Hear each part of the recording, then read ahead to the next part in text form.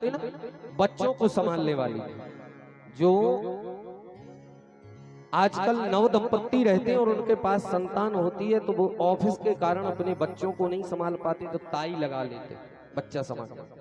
तो माता पार्वती कहने लगी मैं बच्चा खिलाने का ही काम करती थी पहले, तो मुझे भली भांति अनुभव है कि रोते हुए बच्चे कैसे चुप होते हैं।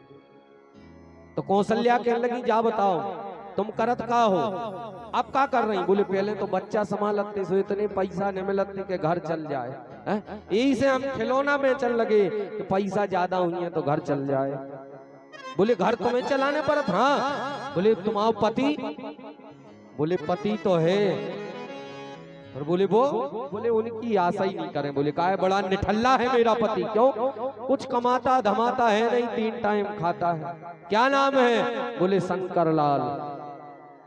रहता कहाँ? बोले कैलाश में। तो बोले एक काम करो, तुम्हें जहां जितना पैसा पहले मिलता था उससे चौगुना दूंगी, मेरे ही घर में रहो, मेरे राम को खिलाओ। तो भोले बाबा जब आप दर्शन करने गए थे तब मैं वही थी, और मैंने ही राम जी से निवेदन किया था कि प्रभु अब मुझ पर भी चुप नहीं होना। भोले बाबा आ गए, उन पर चुप होना, और राम जी ने रुदन मचाना प्रारंभ किया। तब जाकर के दास माता कौशल्या ने आपके यहाँ भेजे। अब सुनाओ प्रभु आप। भोले बाबा कहने लगे देवी, राजमहल से दास दासियां आई और कहने लगे महाराज जी चलो राजमहल में मेरी महारानी कौशल्या ने आपके लिए बुलाया है। क्यों? बोले बच्चे को झाड़ना है और उसका फलादेश बताना है। शंकर जी खुश हो गए, बन गौ काम भैया, चल काग भुसुंड। शंकर जी काग भुसुंड दोनों साहब बड़े। और जैसे ही राजमहल में पहुंचे तो द्वारपालों ने रोक दो, ए गुरु बाबा कहाँ चल दो? बड़े बड़े देवता भी लाइन में लग के दर्शन करते हैं, वो तुमने मुंह उठाओ और चल दो, कहाँ जा रहा है? शंकर जी कहने लगे भैया तुम्हारी महारानी कौशल्या ने बुलाओ है। बोले हमारी महारानी ने काय हो? बोले कुंडली दिखवावे के लाने, ज्योतिष दिखवावे। द्वारपाल कहने लगो तो जा बताओ ज्योतिष देख के को जानत? शंकर जी कहने लगे हम। तो बोले तुम अंदर जाओ, ये चेला को तुम्हारे का काम, बाहर करो चेला, बाहर करो चेला हो। काग भुसुंड को हाथ पकड़ के बाहर कर दो और शंकर जी हो भीतर कर दो।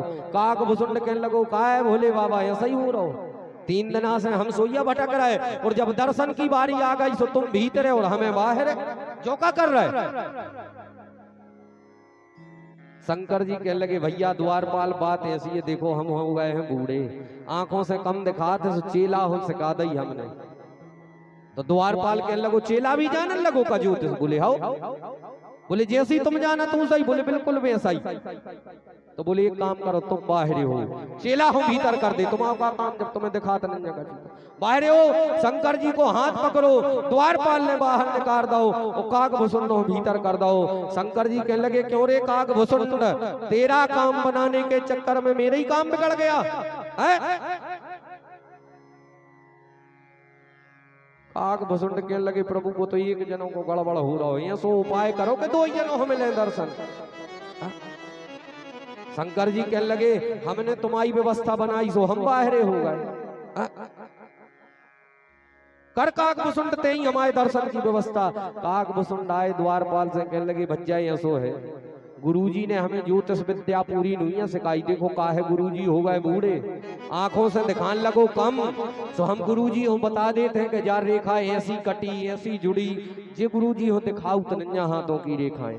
हाँ तो हम बता जाते गुरुजी जा रेखा ऐसी कटी, गुरुजी बता जाते को मतलब जो है, चाहे ऐसी जुड़ी तो गुरुजी बता देते को मतलब जो है। तो बोले माने 2 ही जनों की जरूरत पर है? बोले बिल्कुल पर। तो बोले 2 ही जने दर्शन करवे जाओ।